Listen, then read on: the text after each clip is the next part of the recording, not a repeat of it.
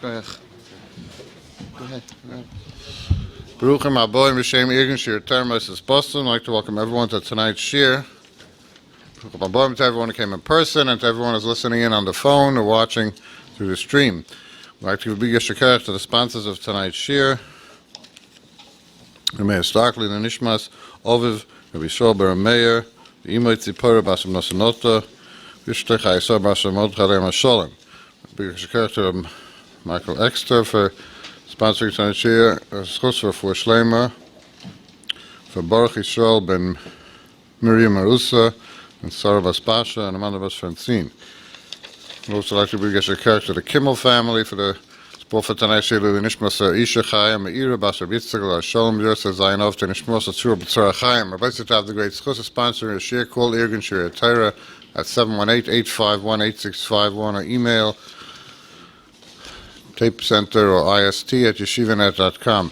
Tonight we have the covered have with us once again Rabbi Zecharya Wallerstein or the Darshan, and it's been covered to call Rabbi Wallerstein for tonight's drasha. This is like just a Rebbe's chair? I'll take a regular chair. Give me a regular chair. Yeah, give me a regular chair. Sit in the Rebbe's chair. Sit in the Rebbe's chair. I told him we had whatever. He couldn't find a different one. But he tried to get another one. He tried to get another one. This is good. This is fine. Take it down. On the side. Good. We're fine. I talk loud anyway. Okay, Shalom Aleichem, everyone. So tonight, we're going to talk about how special it is to be alive. That every moment in a person's life, and to appreciate every moment in a person's life, especially after COVID, especially after everything that's going on, it makes us remember definitely but more. But I want to talk about a mission in Pirkei Avos. And the mission says the following. Hu ha'ya'ayma, it's Mishnah Chav Beis in Perek Daled. Yafa sha'achas b'tshuva u'b'maisim tovim b'olam hazeh. One moment, 1 second, 1 second, 1 moment, 1 hour of doing tshuva and maisim tovim, good deeds, b'olam hazeh, is nicer mikol chai olam haba. Everybody, their whole life, they're working on getting into olam haba, getting into Gan Eden. And Mishnah is like, no, actually, this world, 1 second in this world of doing good things and doing tshuva, it's a little bit out of place, tshuva, right? You would think the Mishnah would say, Yafa sha'achas be'limud ha'Torah, learning, and ma'asim tovim, right? Not tshuva. Where does tshuva come into this Mishnah, right? Like, why is a second of tshuva worth more than the whole next world? Of course, the main reason is because you can't do tshuva in the next world, and the main reason is you can't do ma'asim tovim in the next world. Torah, there is Torah in the next world. Yeshiva Shalmaila, don't know if you get credit. You probably don't get credit there, but there's definitely Yeshiva Shalmaila, different Yeshiva Shalmailas. V'yafa sha'achas shel karas ruach b'olam haba. 1 second of spiritual bliss in the next world is worth more than this whole world. So let's look at this Mishnah. Let's split it up. The first part of the Mishnah says 1 second in this world of doing good deeds and doing tshuva is greater than the whole next world, and 1 second in the next world of karas ruach is worth more than all the pleasures, everything else in this world. So there's a very beautiful vart, and I speak a lot about this, especially with the kids that I work with and with people that I work with, that there are a lot of people that feel that they're not needed. I'm not a Rosh Yeshiva, I'm not this, I'm not that. They don't feel that they're needed in this world. The biggest problem when someone feels they're not needed in this world is they try to get to the next world. So a person who feels needed, who feels accepted or feels needed, usually does not commit suicide.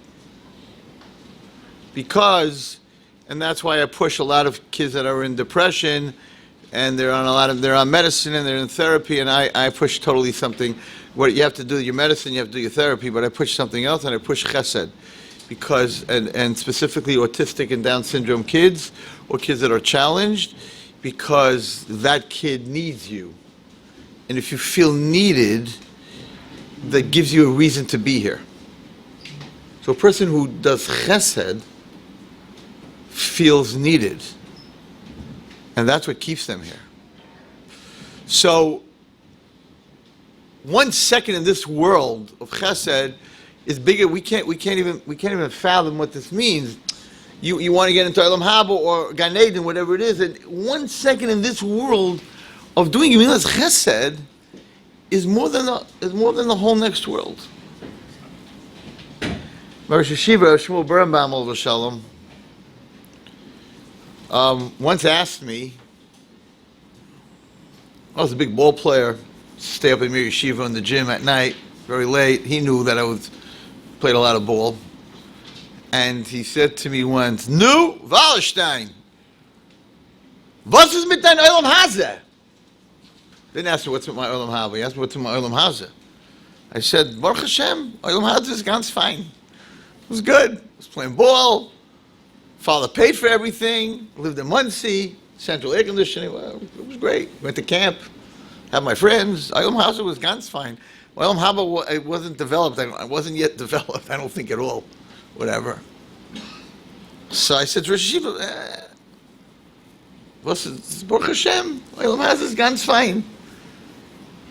He says, "Du lernst? Du steigst? You learning? You're steiging?" He said, "Not yet. Not really yet. I'm working on it." Das ist Lernen ist nicht Olam Haba. Learning is Olam Hazeh. He didn't look at learning as the next world. Learning was this world. I don't really talk about myself, and I don't want to talk about myself, and I'm only telling you this because I really feel this way, and I think that other people should feel the same way. So someone came over to me 2 weeks ago, whatever, I helped a girl, whole situation, and they said, "Zecharya, I am mamish, I have kinna for your Olam Haba." There's other guys in this room that have heard this before. I'm mamish have kinna, I'm jealous of your Olam Haba. I'm like, "What do you know about my Olam Haba? You know what I did as a kid?" I don't know. I don't know exactly what my dinner cheshbon is going to be. You don't know. Don't be jealous of my Olam Haba. You don't know my Olam Haba. I don't know my Olam Haba. I don't know. I wasn't such a great tzaddik as a kid. I said, "But you can be jealous of my Olam Hazeh." He says, "What?" I said, "No, I'm not driving a Land Rover anymore. I came all the way down to a Dodge. That's not what I'm talking about." I said, "When you help someone, when you make someone smile, or you take someone out of their pain, it has nothing to do with Gan Eden and Olam Haba. That's Olam Hazeh. The feeling that you get when I said, don't be jealous of Olam Haba, I don't know what exactly is coming down the pipe. I have no idea. But you want to be jealous of something, you can be jealous of Olam Hazeh. Because every time I make someone happy, that's not Olam Haba. It's Olam Hazeh. The Mishnah is saying that a moment in this world of Gemilas Chesed is worth more than the whole next world. When the Mishnah is talking about is Olam Hazeh. A moment of Olam Hazeh with Gemilas Chesedim is worth more. Nothing to do with Olam Haba. Tshuva is huge. I'll tell you why the Mishnah says tshuva. Because Olam Hazeh, the world that we live in, the principle is based on time. Based on time. We live in a world that Hashem created. Time. You can't go backwards. You can't go backwards in time. There's the past and the present and the future, and continually going from the past to the present to the future. It's continually moving. You can't go backwards. In this world, you cannot go backwards. So it's brought down that HaKadosh Baruch Hu had to create tshuva before he created the world. It's brought down that he created tshuva before he created the world, because the world is time. Tshuva, you're going backwards. You're going back in time, and you're changing what happened. That's impossible. You can't go back in time. So the Mishnah is telling you that 1 second of tshuva in the next world, you can't do tshuva. You're stuck. Whatever you did, you're going to pay for.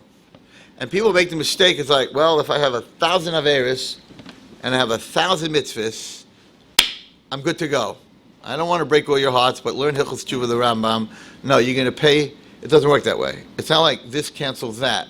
You're going to get rewarded for your toiv. You're going to get punished for your ra. The toiv doesn't, the mitzvah doesn't knock out the ra. The only thing that can knock out the avera is tshuva.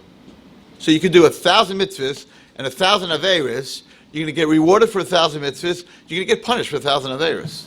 So that doesn't work that way. Everyone thinks, okay, 1,000, scales are even, the good scale is up, I'm in Gan Eden, everything's fine. No, we got to get rid of the bad stuff on the other side of the scale. But Kadosh Baruch Hu gave us a not normal present. And the Malachim and Shemayim don't understand why we don't do tshuva. They don't understand it. Because it's like, you could go back in time, in a world of time? That's impossible. Hashem said, no, I love my children so much that I'm going to let them break time, which is really what controls the world, and I'm going to let them go back. Not only going to let them go back, so I always say over the story, so when I was a little kid, there was no hechsherim on anything. Nothing. I'm going back 60 years. There was no hechsherim on anything. They told you look at the ingredients, and if there's no chazer in there, no gelatin, then you're good to go. So most people, juicy fruit and all these other things that are not kosher anymore, some of them are still kosher. So I was into Cracker Jacks, because Cracker Jacks had a toy on the bottom of the box. So you not only got to eat the fiddle faddle and the peanuts, but you got a toy. But I didn't know that it was kosher in it. And one day, I was in a store, and there was the Cracker Jacks. And I don't know, my friend had just bought Cracker Jacks, and he got this really cool toy in there. So, yeah, I'm doing tshuva. I bought Cracker Jacks, and I ate them. And I knew that maybe I shouldn't have, even though it didn't have gelatin in it, but whatever. And for some reason, I'm in Eretz Yisrael, maybe 8 years ago, in Eitz HaChaim, Yeshiva's Eitz HaChaim, and I'm sitting there on Yom Kippur, and I'm like, I don't even know why it happened. It was like, remember the Cracker Jacks? I think it was about 14. I was past bar mitzvah. I'm like, Hashem, I'm so sorry. If I would have known then what I know now about you, a lot of things I wouldn't have done, and that definitely I wouldn't have done. There was enough food in the house. I didn't have to eat Cracker Jacks. I am so sorry, and I feel very bad, and I admit it. I did hashava, I did charata, I did vidoy, I did everything. I'm sorry for eating those Cracker Jacks. I just wasn't connected to you. I was a kid. I just didn't know who you were. Had I known who you were, Cracker Jacks would not have happened. I'm sorry. Okay. So after 120 years, Wallerstein's going to go to Shemayim, and the Sultan's going to have all my bad stuff. And he's going to have that day at 11:30 when I went to the store, and he's going to be like, when he was 14 years old, let's play the video. And you're going to see me, much younger, walk into a store. They have a big video. 3 rabbis are sitting there and watch the video. And Wallerstein walks into the store, and the Zecharya, he's got the video, he's got the tape. They're playing it. And Wallerstein walks into the store and looks around, and there's the Cracker Jacks, and the Zecharya's like, when he was 14, watch what he did. And my malach, protector malach, standing there and saying, like, I can't believe you didn't do tshuva. Like, I can't believe you didn't do tshuva. And Wallerstein walks right past the Cracker Jacks. And the Sultan's like, 1 second, who doc? And he goes, they didn't even have Reisman cakes at that time, but I guess they filled that in the movie. He goes to the Reisman cake, Wallerstein, and the guy, the Yitzhak was like, he didn't go, there was no Reisman cakes in those days. I'm advertising for Reisman, right? But anyway, all the other companies, please don't be angry at me. Right? Like, what's going on over here? And Wallerstein opens it up and makes a Beirei Minei Mezainis with Kavana, and then he makes an Alamichya, and the Satan is going cuckoo. How did they get into the film room? Who did this? What happened over here? Because when you do tshuva ma'ava, not because you're scared they're going to throw you into a barbecue, right? But you tshuva, and we're going to learn about this tonight, do tshuva because you love Hashem, and that I didn't really understand who you were when I was younger, so I didn't appreciate who you were, and I'm really sorry. I didn't know I had a father in Shemayim. I was disconnected. I was a kid. right? And you do me'ava, Hashem takes, it's not normal. He takes the Avera, Cracker Jacks. There's no Cracker Jacks. There's Reisman cakes, and it's Bishul Yisrael. It's not even Entenmann's. It's like Bishul Yisrael. And Alamichya, and Barim and Zaynis, and all of us are guilty. Like, what are we doing? Meshugam, you could do tshuva me'ava. What are you doing? You're not doing tshuva. Says the Mishnah, tshuva in this world. That's why it picks tshuva. In this world, a world of time, Hashem's letting you go beyond time and change everything. 1 second, you're going to be in the next world. You're going to be like, I can't believe I didn't do tshuva. That's what the Mishnah says. 1 second in this world. Rav Nachman Breslov said something, wrote something that just blew me away. And I think by repeating it, I've saved a lot of kids. Or it has saved a lot of people. So Rav Nachman said, we know, the Gemara says, there's nothing, Hashem has nothing extra in this world. Not even a blade of grass. There's nothing extra. Every blade of grass has a malach. There's nothing extra. Not a grain of sand at the beach. There's nothing extra. He created nothing extra, which answers a beautiful kasha, because it says, "Hatayva v'akina moitziin es ha'adam and ha'olam."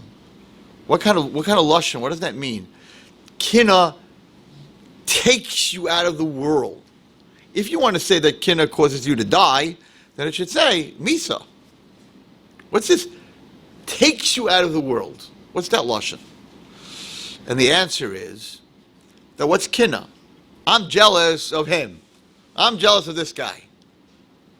I want to have what he has. I want to be him. But Hashem has nothing extra. Hashem has no duplicates. So if I want to be him, I automatically make myself a duplicate. If I make myself a duplicate and Hashem has no duplicates in the world, Motziin, I'm taking myself out of the world. Because Hashem has no duplicates. So even a blade of grass, everybody, there's not an extra blade. We walk out, every blade of grass is there for a reason. It's a very famous story. There were two tzaddikim, and they were learning this, and a leaf fell off a tree and fell on the ground, and one tzaddik said to the other, you see, there is something extra in the world. The leaf is not connected anymore, right? It's dying, and it's still here. So like, what's this? What is the lashon that there's nothing extra? So the Rav said, let's go look what's under the leaf. It's a famous story. And they picked up the leaf, and there was an inchworm, a little green inchworm that was dying from the sun, and the leaf fell on it to save its life, that it shouldn't dry out. There's nothing extra. Says Rav Nachman. When you wake up in the morning, right, that means that Hashem needs you in His world that day. Because if you were extra, you wouldn't wake up. And a lot of people didn't wake up last night across the world. I don't think just Jews. Across the world, people die every single night. They don't wake up. But if you wake up, what Hashem is saying to you is, I need you. Now you have to look in the mirror and figure out why. If I'm not extra, and there's something special about me, because if there wasn't, I wouldn't be here. So I try to tell all the kids, there is something special, no matter what you think of yourself. There is something special, or you wouldn't have woken up this morning. A lot of people didn't wake up this morning. Your job is to figure out, why am I not extra? And therefore, when you go to sleep at night, before you go to sleep, that's why the Chafetz Chaim was so into Cheshbon HaNefesh, you need to think about, so what did I do today for God's world, for Hashem's world? And if you didn't do anything, get out of bed, I don't know, call someone in Eretz Yisrael that needs chizuk because it's in the middle of the night, but don't go to sleep if you had nothing to do that day, you were just busy on your phone, busy doing nothing, then you got a problem. Because Hashem said in the morning, you're not extra, and you a whole day made yourself extra. I don't know if He's going to give you another chance tomorrow to be special. So that's a cheshbon hanefesh. Every person, when he goes to sleep at night, has to think about, what did I do today? You made a bracha, nayridik. Nayridik to make a bracha. You ever think about you make a bracha? Who are you to make a bracha? Who is Wallerstein to tell Hashem, Baruch Atah Hashem, you should be gebenched? It's like It's like the mosquito on my wall saying, you going to work today? Hey, Rabbi, you should be gebenched. And you should be dead because I don't want you to bite me. Like, you're a mosquito. You're a goldfish. That's not even a good comparison for a human being to Hashem. Who are you to bless Hashem? Or to say, Hashem, you're gebenched. He needs me to say that? Hashem says, yeah. Make a bracha before you eat. And go to the bathroom, whatever it is. So if you made a bracha that day, and somebody said Amen, or you said Amen Yehirei Shmei Rabbo, you put on tefillin, whatever it is that you want to look at, you have to feel that you did something. So I'm going to ask you a bomb question that I asked my seminary. There's a 90-year-old man. He had a major stroke. He's totally brain dead. They did everything. Sonograms, MRIs, CAT scans. There's no brain waves. His body organs are not working. All the machines are keeping him alive. What's his potential? Why is he still here? If you're telling me that every human being that wakes up or that's alive, Hashem needs him in his world that day, I asked my seminary girls, what does Hashem need this guy for? He's brain dead. He's not even here. And there was a young man who was in a car accident, and his liver got severed, and they wanted to take this man's liver. And they went to a bunch of Rabbanim, and they asked if they could take his liver. And this guy who was in the car accident was 21 years old, and his wife was in her 9th month. His whole potential was ahead of him. This man was 90, finished Shas 7 times, gave a lot of tzedakah, had great-grandchildren. He's brain dead, so give him his liver. Nope, no transplant, no liver. What do you mean it's going to save this guy's life? Sorry, we can't help you. So I asked my seminary, what's his potential? Why is he still alive? Like, if everything in this world has a purpose to be here, what's his purpose to be here? So one girl raised her hand, very brilliant girl. She said, what are you talking about? The family is Mavaka Chayla. So they're all getting a mitzvah because he's sick. And another girl then said, and you know how many people are saying Tehillim for him? So even though he's brain dead, his potential is amazing. When a Jew has life, potential is amazing. Chesed, Pika Chaylim, mitzvah say. Saying Tehillim. What just happened, I happen to have lost a friend in Florida. The Tehillim, whether they passed away right away or they didn't, nobody really knows, but the Tehillim that was said for them. So even if they weren't alive, their potential of being in that building, millions of kapitals of Tehillim was said for them. Jews' potential is unbelievable. So every person who's alive, who gets up in the morning, wow.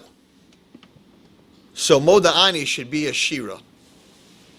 It should be, and that's why you don't have to wash your hands, and your mouth still smells, and you're in bed, and it's like, you need me today? Moda'ani lefanechem elachai v'kayim shechaz to be nishmasi. V'chem Rabbi Emunasecha. I can't believe this. I cannot believe it. You need me today. Wow, what a compliment. The King of King, the Master of Master, needs every person. I mean, most of you look like you're alive, right? So needs every single one in this room. You're all needed. You should be dancing. When you come to davening, you should be like, you need me to make a bracha? To say Baruch Hu? Say Kriyat Shema? Me? A human being? Off of the Efer, nothing? Rima v'Soleya? You should be dancing. It's the biggest compliment, as we're going to see in the Rambam. So yeah, the Mishnah is telling us, wow, 1 second in this world is greater than the whole next world. What a compliment to be in this world if that's the case. And it's greater than the whole next world, and 1 second in the next world is better than all the pleasure in this world. What you're earning, what you're doing is phenomenal. So yeah, we're going to see the Rambam now. A lot of people serve Hashem, Meira. We grew up in yeshiva. I'm not ragging on the yeshivas, but oh boy, I didn't, growing up, I didn't love Hashem. I was very scared of him. I was in total fear that, oh boy, they're going to burn me and fry me, and maybe I'll get sick and I'll get punished, and that is not the relationship that a father wants to have with his children. That is not what happened. We're going into Tisha B'Av. This is not what happened on Tisha B'Av.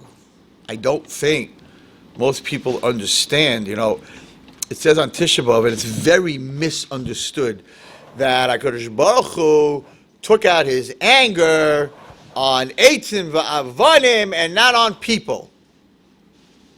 That is very dysfunctional. That means a man got angry at his wife, and instead of punching her, he punched the wall. He's out of control. There's something very wrong with him. Or he got angry at his kids, and he's like, I'm so angry, I want to beat you up. But instead, boom, he takes a baseball bat and he smacks it into the wall. That's what Hashem did. He lost control. He said, well, instead of beating them up, I'm gonna burn my Beis Hamikdash. Or if Shimshon Pincus writes in the Sefer, in the 9 days, in the whole Sefer, Chas v'shalom. God didn't lose control, it's just the opposite. What happened?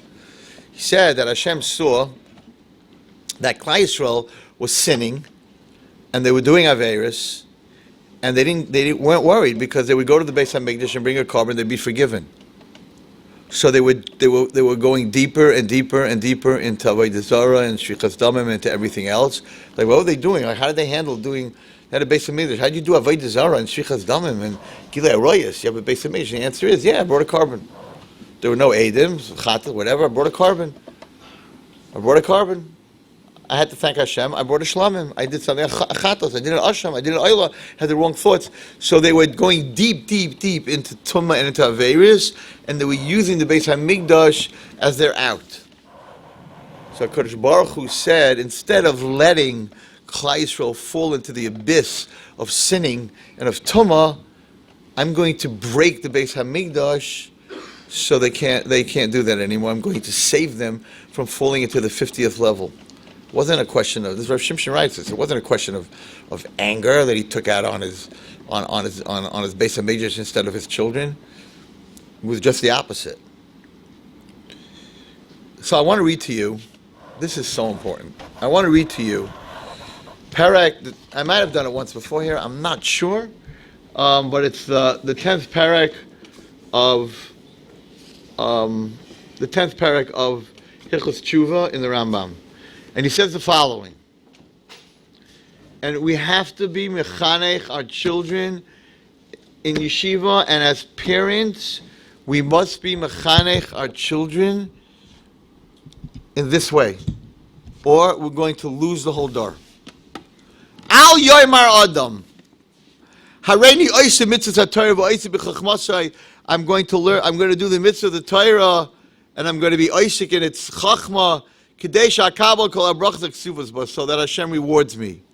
Or that I should get Gan Eden. And the reason I'm not going to do Averos, in order that I shouldn't get punished. I don't do bad things because I don't want to get cut off from Olam Haba. He says, Chas v'shalom, ein roi la'avodas Hashem al derech hazeh. It's not correct to serve Hashem for reward or not to do Averos because of punishment. I'm going to give everyone here something to think about tonight. I also did this in seminary. What happens if the Gadol Hadar gets up and says that Eliyahu Navi came to him and last night and said that he needs to tell the rest of Klal Yisrael that Gan Eden has no more room. It's full. You could do every mitzvah in the world, learn Shas backwards and forwards, you're not going into Gan Eden. Sold out. But, on the other hand, Gehenna is also full. So you can do any Avera you want, and you're not going to get punished. So I asked the girls in seminary, how would that change your life? I gave it a lot of thought myself before I asked that question. No reward, no punishment. How would that change your life? Now, the reason I'm asking you all this question, because this is the Rambam. The Rambam's saying, you're not doing it for reward. No, you're not allowed to. So that means Gan Eden's closed. There's no reward. But on the other hand, you're not doing it because you're scared of the klalis. So Gehenna's closed. This is what he's saying. This is what he's saying. And what would you do then? How would it change your life? And then I asked him, if you found out you weren't Jewish, you were adopted, but you didn't agree, would you become Jewish or would you leave it alone? It was a whole, that's not tonight's speech, a whole different thought. Pretty much everyone was like, I'll do something wrong and then I'll become a ger. All right. And some said, no, I don't want to do anything wrong, I love what I do. And some said, I don't love what I do, and everyone has their own opinion. But the question over here is much deeper. And the Rambam says, no. When you leave tonight, in your head, there's no Gan Eden and there's no Gehenna. Because that's not why Hashem wants you to serve Him. We'll see what He says. A person who serves Hashem this way, who oived miyira, he's serving Hashem from fear. This is not me. This is not my opinion. You can look it up. This is not what the Nevi'im want, and this is not what the Chachamim want. The people who serve Hashem out of fear, because they're going to get burnt, and they're going to get punished, and someone's going to die, and they're going to get sick, and they're going to lose their money. He says that's Amaratzis. V'hanashim and women serve Hashem from fear. V'aktanim and children. Because we teach all these people to serve Hashem from fear. But our job is for when they get intelligent and they can think on their own, then we need to get them to serve Hashem me'ava. What's the difference? So I was a Rebbe in Crown Heights Yeshiva for 30 years. 8th grade boys. Kids that not from homes, and we were very close. My Talmidim, I took them to ball games, we played ball, I took them out to eat, I took them to matzah factories, I took them for Shabbos. Very, very close relationship. And mamish half a block away from Crown Heights Yeshiva was a candy store. And sometimes I was very hungry, didn't have time to bring food.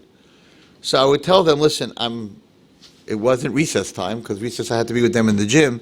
I'm going to sneak out for 3 minutes, get myself a bag of potato chips and a Coke, whatever it is. You guys, behave yourselves. I'm begging you. Don't get me into trouble. If the principal walks in and I'm not there, I'm going to get into big trouble. Now that I'm much older, this is what I did when I first started teaching. I was like, you crazy? Somebody would have gotten hurt. We wouldn't have been insured on that. But at that point, I was 23, 24 years old. I wasn't thinking those parameters. So I said, for the next 5 minutes when I'm gone, I need you to learn Bechavrusa and learn out loud the Gemara. So the principal's all the way down the hall. He has them learning Chavrusa. He's not going to check it out. Anyway, I have to say that all the years that I did that, never ever got caught. Why? Because my boys loved me. And they didn't want Rebbe to get into trouble. I don't want Rebbe to get in trouble. Rebbe's there for me. Rebbe's always there for me. It's not this generation. I don't think they appreciate anything you do. But in that generation, at least they did appreciate what you did. So I never got in trouble. Why? They had my back. Why did they have my back? Because they loved me. Now, if they feared me, then if they could get away with doing something wrong, they would do it if they don't get caught. If your whole relationship with your parents is based on you fear your father and mother, so if I could do something wrong and they're not going to catch me, I'll do it. But if it's because I love my father and mother, even if no one's going to catch me, I won't do it. Just a very different relationship. That's the Rambam is saying. Your relationship with Hashem, you could start off as a little kid when you don't have das. You could start off being scared, because how are you going to get a kid? It's so much more work.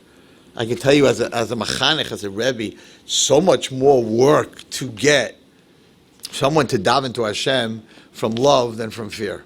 And you don't daven, no recess. That's easy. That's easy. No recess, you're not going on the trip, no graduation, easy. But to get someone to daven because you have to work on him, to explain to him what davening is and relationships and Hashem, it's a huge job. So that's why most of us in Chinuch, we just scare them. So if you do this, you're not part of Klal Yisrael, and you're going to be this, and you're going to be punished. And I've heard harrowing stories of teachers telling kids. I know a girl that a teacher said, if you unbraid your hair, it was a school where you had to have your hair braided, told this little girl, if you unbraid your hair and you walk around with your hair unbraided, when you die, the worms are going to go through your skull and through your braids. Like, what? So she never unbraided her hair. I wouldn't unbraid my hair. Not that I have that kind of hair, but she has this picture of God like, he'll come after you in your grave. He'll get you in your grave. You can't get away. And they make Hashem into a monster.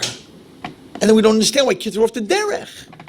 Hashem's not a monster. It's not Christianity. It's Judaism. He loves us. He loves us more. Another misguided thing. He loves us if you do what's right. He loves us, my parent loves me because I keep Shabbos. But if I don't keep Shabbos, they won't love me. I hear this all the time. Hashem says, I love you so much. We just learned this Mishnah. I love you so much that if your life is in danger, you little worm, Hashem doesn't say that, but I'm saying you little human being going to the maggots and the worms, and my Torah is for everlasting, it's fire, you're a piece of earth. But if you're in danger, your life's in danger, my whole Torah is out. No Shabbos, pikuach nefesh, deiches hakol. I say this to kids, I'm like, what are you talking about? Hashem comes first?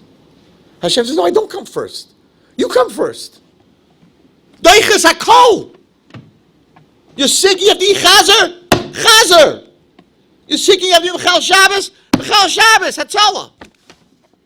You come before me. We have this picture like it's all about him. He says to every one of us, the most frum Jew in the world, your life is in danger, Yom Kippur, eat. Not only that, if you don't eat, it's an Aveira. It's a mitzvah to eat. And we just had this Mishnah. A house collapses, and you don't know if there's anyone in there. And you don't know if he's Jewish. And you don't know if they're alive. You're chayiv to take off the bricks and be Mechal Shabbos on a sveika. If you get to the point, you find the body, then you stop. But sveika. So we don't even know if there's anyone in the house. We don't even know if they're alive. And Hashem's like, on the chance that there's a human being in that house, be Mechal Shabbos.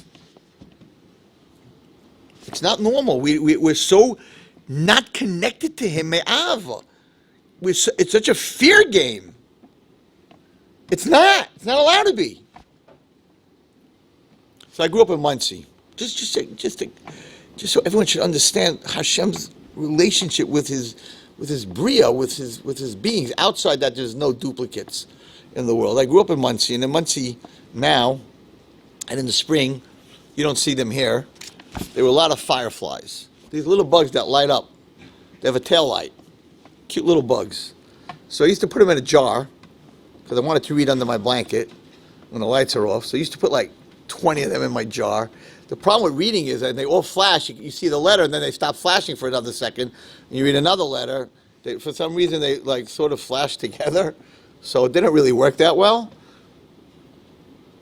And I was like, why would Hashem create something that lights up? Remember, you see a firefly, it doesn't mean anything to you, but what's going on over here? A bug that lights up? Human beings don't light up. There are millions of bugs in the world. I wish mosquitoes would light up, that we could whack them at night, right? They don't light up. Firefly?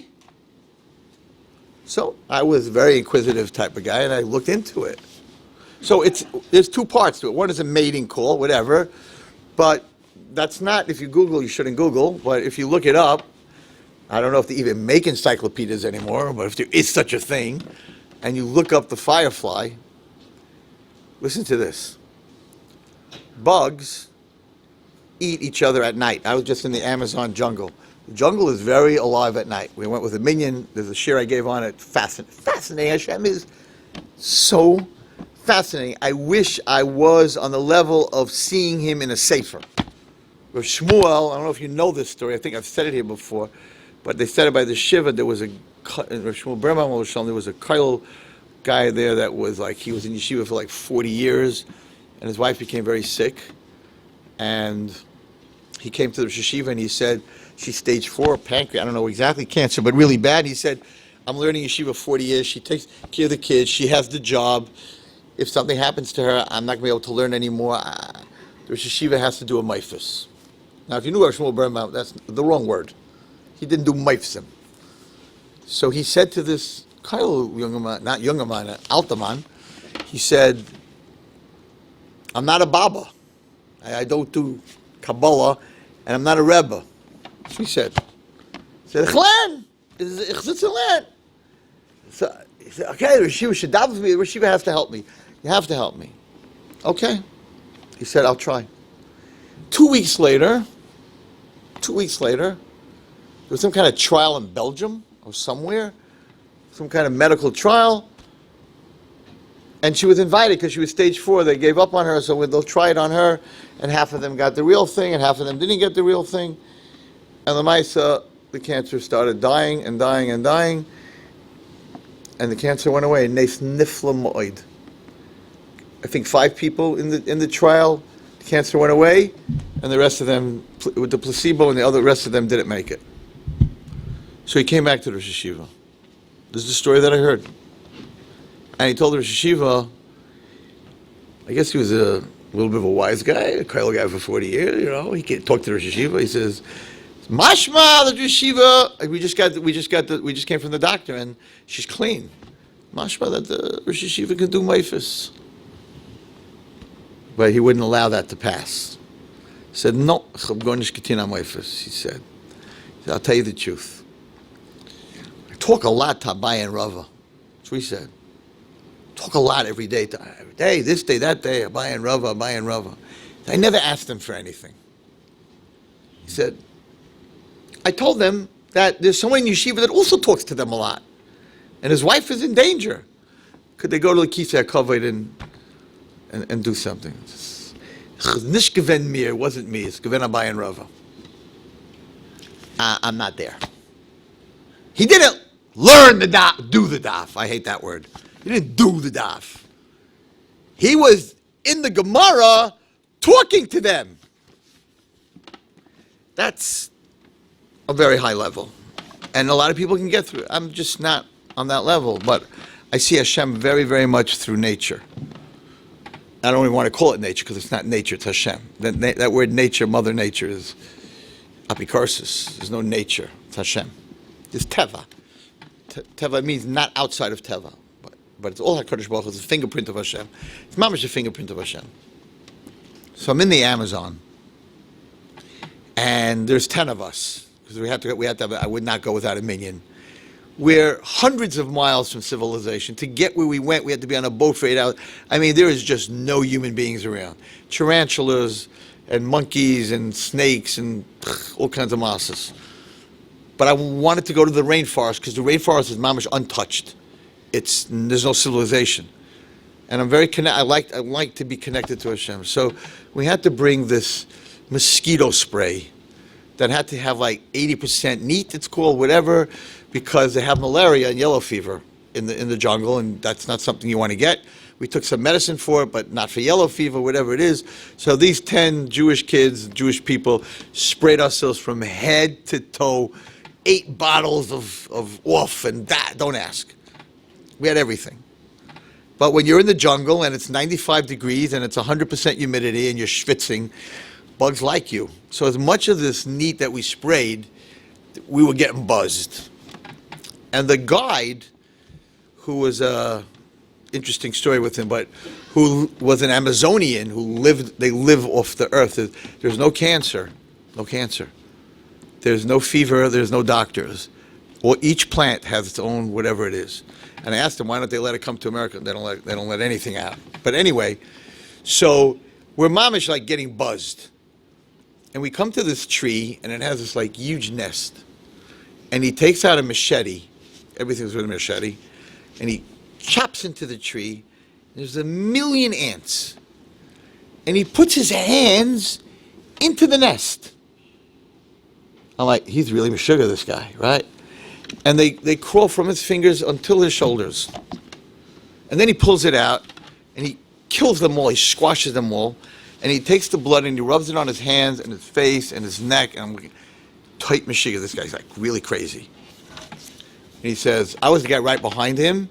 I was right behind him, even though I'm old and slow, but he had the machete, and I'm like, I'm going to stand behind him. The rest of those guys, I'm behind the guy with the machete, right? And he said, we had another 3 hours of walking. He said, you will see there will be not one bug by me. You guys with all your stuff, with all your sprays, that's for civilization. But kachoya. No, he wasn't going like this. We're going like this, nothing. I said to him, what did you just do? He said, those ants, they eat mosquitoes. So when the mosquito smells the blood of the ant, it flies fast away. And we went through this whole jungle, and every single thing Kadosh Baruch Hu created, that every single thing takes care of the other thing. So the firefly, listen to this, godless. So bugs eat bugs from the back, not head on, like fish. So the bigger bug eats the next bug, who eats the next bug. That's the way the world is. The biggest bug, and it goes down, down, down. But the firefly's blood is chlorophyll. It's very bitter. So no other bug would eat it. It's disgusting for bugs. So if it didn't have a light, read this out, it's not normal. If it didn't have a little bulb in the back lighting up, and how that works, I don't know. It doesn't have a battery. They don't even know. They think they know, but they don't really know. It doesn't have a battery. How does it light up? Mamish lights up every 2 seconds. So if a bug would eat this bug from behind, if it didn't have a light, didn't know that it was a firefly, it would spit. The minute it would bite it, it wouldn't eat it. It would spit it out because it tastes disgusting because its blood has chlorophyll in it. So the firefly would die for no reason because it's not feeding the other bug. Hashem says, I'm not wasting a firefly. So I'm going to make a light to let everyone know I'm not edible anyway, leave me alone. I tell this to kids, I'm like, you think he doesn't care about you? He cares about a little bug that it shouldn't be eaten for no reason? So he creates a miracle, a nes nifla. Cows don't light up. Butterflies don't light up. Nothing lights up. A miracle for a little bug that it shouldn't be wasted. And you're scared of such a God? It's all about him punishing you? It's not about him loving you and caring about you? Yes, we have people go through pain and things like that, and we don't understand why. But if I know you love me, and I know you care about me, then you can put me on the anesthesia. I trust you. Don't put me on the anesthesia if I don't trust you. I think you're going to cut me into pieces. I'll go to sleep, and you'll put me to sleep, and I'll trust the doctor that he cares about me. So I'm going to let you, I won't be able to do anything. I'll be laying on that operating table, and I can't do anything. I can't defend myself. This guy could chop my head off. He could take my kidneys and sell them. I don't know it, right? So I trust him. But what do you mean he's cutting you open? He's cutting you open, and you're going to be sick for a week, recovering, and they're putting tubes in you. Why are you allowing that? Because I trust him that he's doing it for my good. And you don't trust Hashem? When chas v'shalom, there might be a surgery, and there might be this and that and the other thing in your life. You don't trust Hashem. You trust this human being. You trust the pilot. You don't know anything about planes. You don't know anything how it flies. You didn't go to physics. You didn't learn physics. You trust the pilot. You don't trust Hashem. Who cares about a firefly? Who has forests in the world that you'll never see, where every animal is taken care of, that it has its food. I learned that pasuk in the Amazon. We think l'chol chai is a human. Every single thing had food. Baruch Hashem, the piranha, I wasn't their food. They're kosher, interesting kosher fish. Everything is taken care of. Everything has food. So what the Rambam is saying, and I'm going to read it inside, is stop with the fear. By the way, yira is not fear. Yira is awe. If a gadol ador walks into this room, I'm not scared Rav Chaim's going to hit me, but I'm in awe of Rav Chaim. I'm going to stand up and I'm going to be like, I don't know if I can even talk to him. It's not fear. You're not scared of him. He's a tzaddik. He's not going to hurt you. But you're in front of a tzaddik. You have awe. Even the Havdol, in front of a president, you have awe. You're not scared of him. You're in awe of him. And silly people are in awe of ball players.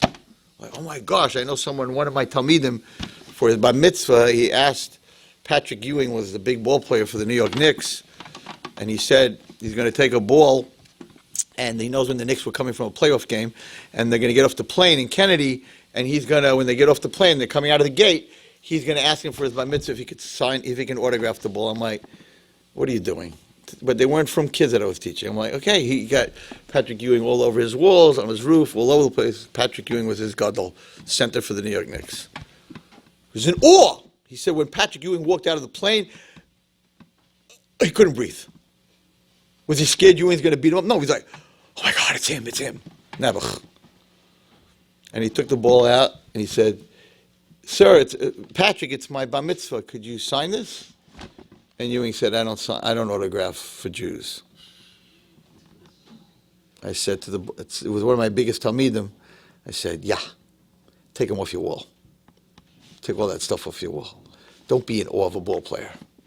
First of all, who gave the ball player the ability to play ball? Hashem. So be in awe of the Creator.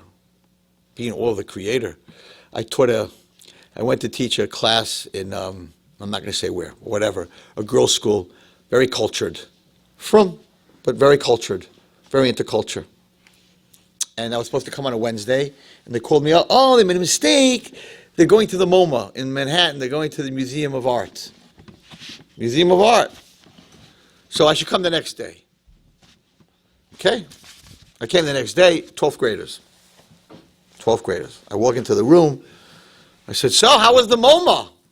The MoMA. I said, Rabbi, wow, we saw amazing things there. I said, you think I should go? No, chas v'shalom. Chas v'shalom, this sculpture is not dressed. No, not for you. It's not for you. There's not clothes, men and women and pictures and paintings and I'm like, oh, it's okay for you? Because the Goyim said it's culture. So it's not znus, it's okay, shmir senayim, because it's culture. I said, I can't believe they took you to this place. I can't go, but you could go. Because I don't want to use the word from my mouth, right? Okay. I gave my most, I say what's on my mind. I got into trouble because the school was very angry that I attacked their culture, whatever. Okay, they never invited me back. Fine, no problem. So this one girl said, Rabbi Wallerstein, I know you're probably not happy that we went there, but I have to tell you something. There's a painting. I'm going back almost 30 years probably. There's a painting of a farm and a lake. And the painter captured the reflection of the cows, of the barn, of the sun and the sky and the clouds in the lake. She said, I never in my life, I thought I was looking at a lake. It was absolutely fascinating. If you could go and not see all the other stuff, it would blow you away, Rabbi Wallerstein. Blow you, that's what she said. It will blow you away. I said, I'm really sorry. I know a little bit about art, and the copy is not worth anything. It's only the original. So I would go outside and look at a lake that Hashem created. The painter made a copy. Big deal. A lake with a reflection? Who made the lake? Who made the cow? Who made the reflection? You went to a place and you paid money to see a copy? So I said to the girl, I said, when was the last time you went outside and looked at Shemayim? Or looked at an ocean? And said, oh my gosh, look what Hashem painted today. When was the last time anyone walked outside in the morning and saw a blue sky? Or a sky with clouds and said, wow, look what you painted. No, but if someone painted it, it's like amazing. So another girl, they're very smart girls in school, they said, Rabbi. She's not in awe of the lake. She's in awe that the human being was able to put that on canvas. She had me. I said, really? And how did the human being do that? Eyes, hand, coordination, brain. What did the human being use to color? Oh, ink or colors, red, blue, all the different colors? Who created all that stuff? Human beings just a copy too. So, and it's late, so I'm going to have to go. I'm going to go into the Rambam. I'm going to read it, Taka, from inside. This is what he's talking about. And if you have that relationship with Hashem, it's a love relationship. Your Torah, your Tefillah, your Chinuch, your life will change so drastically. Instead of, I have to do this, I have to do that? Why do I have to do this? How do you know? How do you know? What do you know? No, it's like, wow. I woke up this morning, he needs me. And I go to sleep at night, every night I think about what I did that day. And sometimes I'm not so happy. I didn't do enough. I didn't call this one back. I didn't do that. I told this person, yeah, you have to do a cheshbon nefesh because you want to wake up tomorrow morning. So I want you to need me, Hashem. I want you to need me. And that's really, I don't have time, it's so late.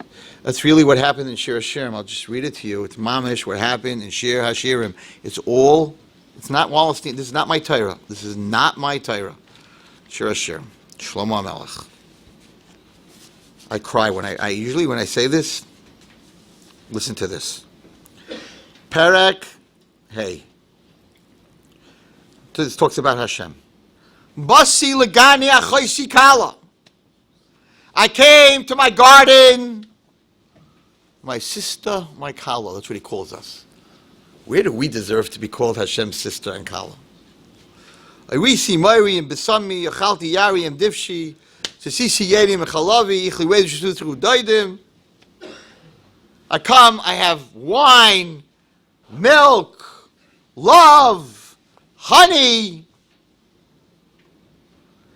And we say back to Hashem, Ani Yeshena, sorry, I know you're knocking on the door, but I'm sleeping.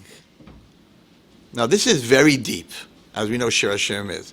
It's not a door in a house. It's your Yetzer Tov, it's Hashem, it's when you have that feeling in your heart, in your soul, that I'm connected. And I really should change. I really should change. I really should come on time for davening. I should really be careful with this. I should really treat my wife differently. I should really change because I know Hashem really loves me and I know you're there. And it's just a fleeting thought. Just a fleeting thought. It doesn't last. Hashem's knocking on the door. I'm here. I love you. I love you. I'm bringing you all the goodies. And we're like, I need Yeshena. I'm sleepy. But believe me, every Jew's heart is always Allah. Always, no matter what kids I meet, no matter how far off the derech, no matter where they are, every Jewish heart is awake. You might be sleeping, the rest of you might be sleeping, but a Jewish heart is always awake. Daidi daifik. Hashem is knocking on the door. Hashem says, this is so sad. It's so sad. Pischuli, open the door. Achaisi, my sister. Ayaisi, my friend. Yoinasi, my dove. Tamasi, please. Hashem says to each one of us, open the door in your soul. Shiraishi nimlatol. My head is dripping with tal. I want to give you some of this. Sorry, God. Pashadati is katainti. I'm not dressed anymore. Echa el Boshani, you want me to change my life? You want me to change my whole life? You want me to get dressed? I can't get dressed anymore. I can't change. I'm too old. I'm too deep in this. I can't. Rachatzti is raglai. I wash my feet. Now you want me to get them dirty? You want me to do the work? Okay? But then you want to do tshuva. And then you need Hashem. So you're like, I need your help. Kamti. I need liftoilach l'daidi. You jump up, you're like, God, I need you now. And I touch the door and I feel, this is what Shir Hashirim is saying, when Hashem touched the door, so there were spices and smells and perfume, and now I touch the door, even though he's not there, but I touch him. I'm still touching him. I'm touching what remained of him.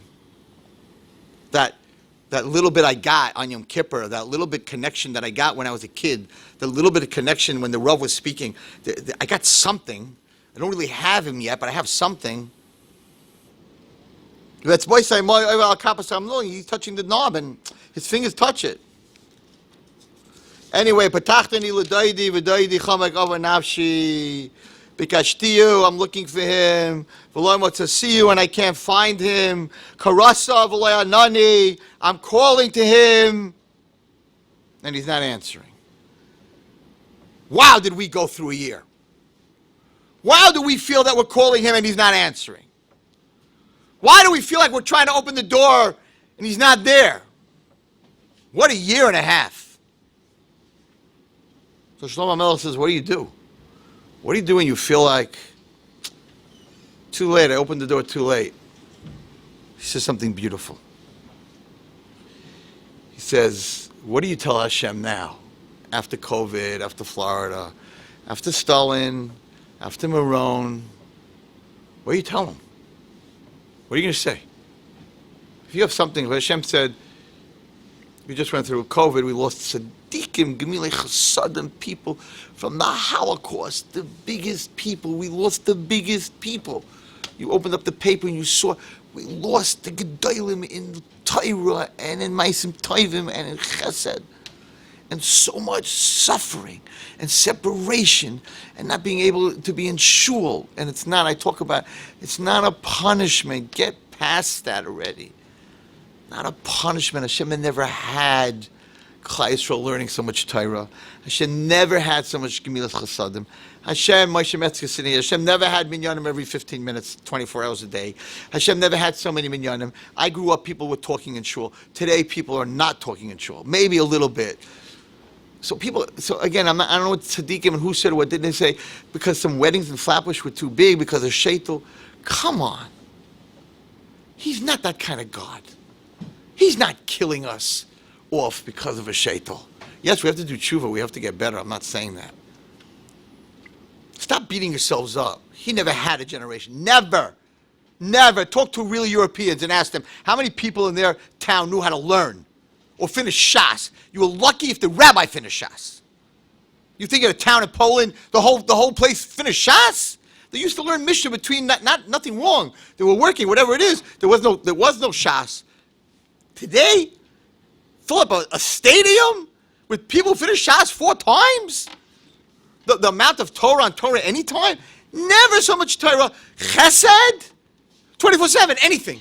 You need children, there's a chesed. You need burial, there's a chesed. Cancer, there's a chesed. Down syndrome, autism, whatever you want, there's a chesed, there's a gemach. It's not normal, the monies that Klal Yisrael is giving to each other. So you think we're worse than we ever were?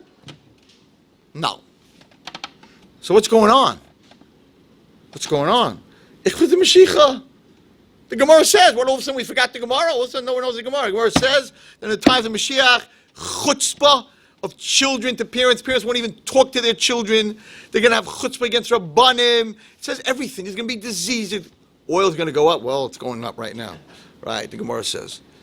Everything it says happened.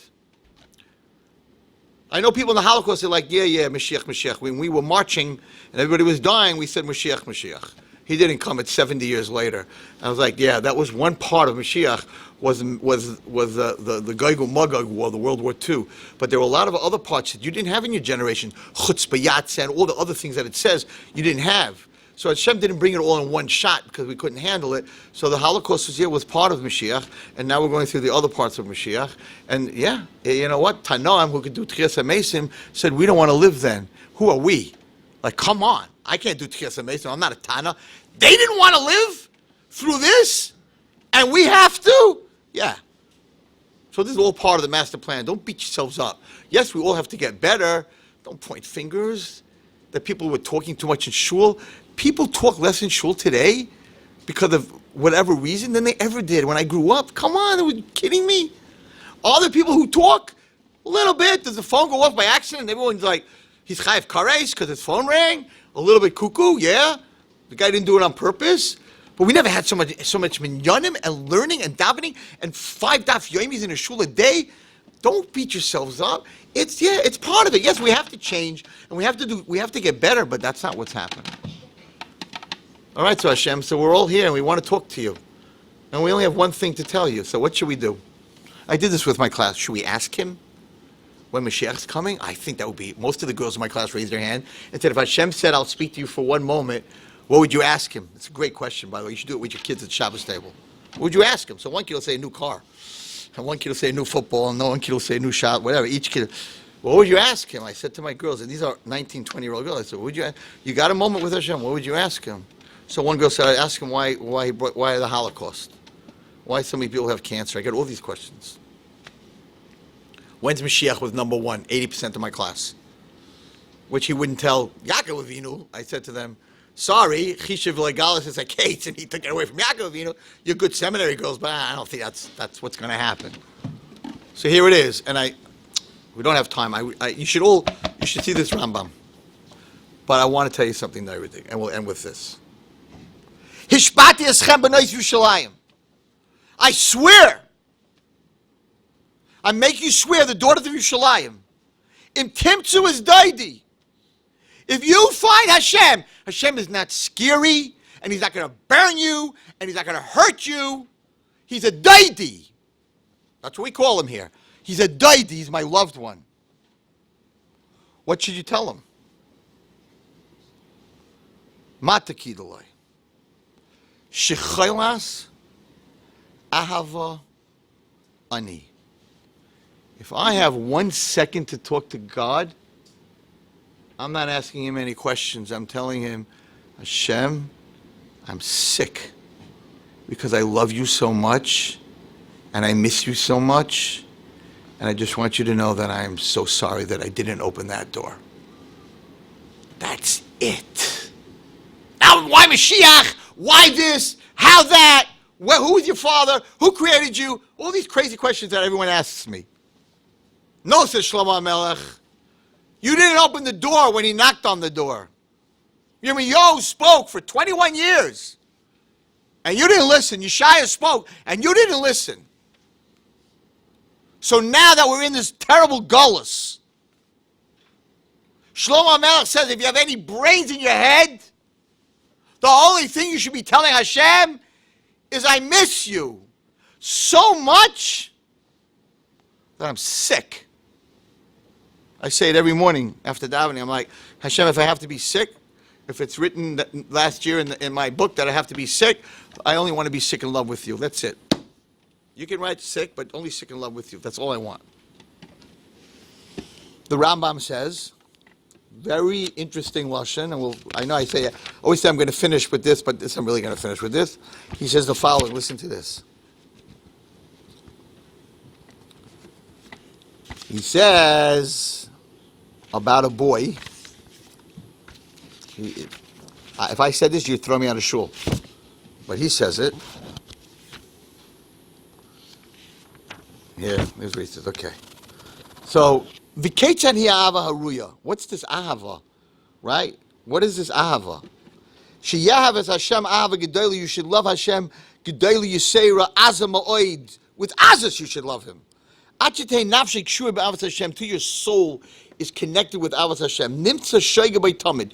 You should be thinking about Hashem all the time. Listen to his comparison. Rambam. If I said this, I'd be in trouble.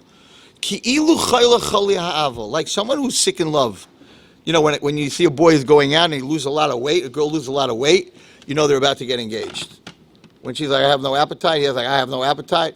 Well, he shows up at Shemer Shabbos at 2 o'clock at night, we know he had a good date. If they were smart, the caterers and the photographers and the musicians would all go to Shemer Shabbos at 2 o'clock minyan. Because those guys that walk in, if he's out till 2, got a good shot. Especially if he lost 10 pounds. Everybody loses weight when they're dating, and then after dating, they make it back and then some. So he says, he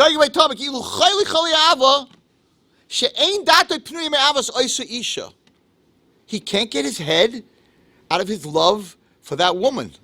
And he's thinking about her all the time. When he's sitting, when he's standing, when he's eating, and he's drinking. Like it says, and he says, Shlomo gives a mashal, ki chaylas ahava ani.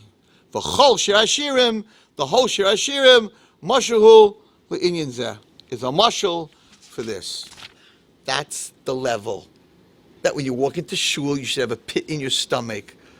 Oh my God, Hashem is in the room. Not, if I don't go to minyan, then I'm not going to get ahead. If I have to be a minyan, or I have a streak going that for 30 years I didn't miss, it's streaky. No, that's not the feeling. The feeling is, oh wow, Hashem, I could talk to you anytime. I could walk into shul. You go to a rebbe, you gotta wait for 4 hours. You gotta know the shamish. You gotta give a pigeon. You gotta have connections to get to Rav Chaim. You gotta have connections to get to this one. You don't have to have any connections to go to speak to Hashem. You walk into shul, no gabbai. They're usually not charging you any money, maybe for Rosh Hashanah, but usually not charging you any money. You can walk and talk to Hashem anytime you want. No gabbai. He doesn't have a gabbai. That's amazing. No protexia. Listen, I know the guy, my uncle, my aunt. No protexia. You just walk in, you come over here, and you say, "HaKadosh Baruch Hu, I love you. I got a pit in my stomach. I'm in the house with God." It's the Rambam. It's not me. It's the Rambam. Okay. So that's what the Rambam says. If you want to look it up, it's in Perek Yud, the last Perek. His whole culmination of Hilchas Tshuva is lefichach tzarcha adam liyachid atzma lahavan ulahachzos v'chachmas u'tevunai samodiam loy es kainai. This is where he talks about nature, to connect to HaKadosh Baruch Hu through a person's brain and all the other things that Hashem created. By the way, it's not only for the tshuva; he also brings us in Yesodei HaTorah. So that's really what I wanted to speak about tonight, and that we need to do a little bit of a shift. And right now that we went through this hard time, instead of asking questions and why and who and coming up with everything, no questions. Shlomo Melech said, no questions. If you look at what he says, we looked for him, we couldn't find him, we went out, they hit us, they beat us. The next pasuk says, Patse'ehu, they hit us, they beat us. That was talking about the Goyim and Golos and everything that we're in. And after all that, we're just like, listen, just tell HaKadosh Baruch Hu that I'm sick in love with him. So I think we're at that point in this generation that, that's all you need to say. You don't need to go make yourself crazy. All you need to say is, HaKadosh Baruch Hu, I am sick in love with you, and I want to know more about you, and I want to be more connected to you, and thank you for that I woke up this morning, and that you gave me another morning, and you gave me a reason to be here, and thank you for the biggest compliment that a human being can get. When I open my eyes in the morning, you need me. Wow. God needs me? That's amazing. I'm going to try to figure out why, and I'm going to try to make sure that at the end of the day, I just have to tell you this. I'm sorry. I know it's very late in the minyan. You have to hear this. I'm ending with this. I'm sorry. Some of you might know him. There's a Holocaust survivor. He's 96 years old. He's already 97. He is a chazan. He has amazing energy. Baruch Hashem, his wife's still alive at 95. I'm very into Holocaust. I ask the survivors because I deal with kids who are traumatized. So they're also victims. They went through something, and I want them to become survivors. So I'm trying to understand, how did you, come out of a Holocaust religious? After all you saw this, and the kids have the same question. I went through trauma. What do you expect me, So if I could get their answer, I could help these kids. So I'm into that, and I speak to a lot of them. And some of them are not religious and whatever. So he's Neirudik. He stands Yom Kippur, he's a chazan, he's Baltilla. He stands for 3 hours. It's not normal. So one day I went over to him because of COVID. We were davening in a tent. I said, I have to ask you a question, and I'm not going to go off the derech. So just tell me the truth. After the Holocaust, and they didn't know in Auschwitz and all these places that 6 million Jews died. They knew they were dying there until they got to the DP camps. They didn't know that so many people died. I said, when you found out, the whole family, nothing's around, nothing's left, and 6 million Jews died, did you have any questions? I said, if you did, don't be scared. I'm not going off the derech. I understand if you have questions, it's not normal. Everyone died. 6 million Jews. You come out of a place, you lost your whole family, you lost your town, you lost your yeshiva, you lost everything. Did you have any questions? And he looks at me with his big blue eyes. He says, you want to know the truth, Rabbi Wallerstein? I'm like, yeah. And I figure, okay, here we go. He goes, I had one question. I'm like, what was that question? And he says to me, I looked up at Shemayim when I realized what happened, and I said, Hashem, 6 million Jews, and you let me live? Why me? What did I do so good? I said, you didn't ask why 6 million Jews died? He said, no, I asked why one Jew lived. The true story. And then he said, and I told Hashem that after 120 years, I will stand before you and you will be proud that you gave me life.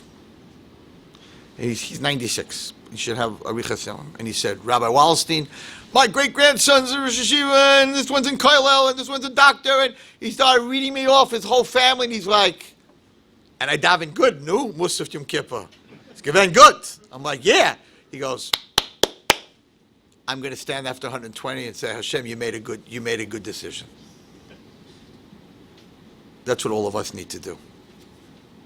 Every single day before you go to sleep at night, because Hashem decided that He needs you in this world, you have to have something in your head to say, Kosh Baruch Hu. I'm not asking questions on all the people that are suffering. I'm asking why I'm alive. You know what? Today I helped somebody. I made someone smile. Whatever it is, kibbutz, whatever it is, you made a good decision. Because every night your neshama goes to Shemayim, and you want that neshama to stand in front of Hashem and say, "You made a good decision." Tzlach and bracha. Thank you.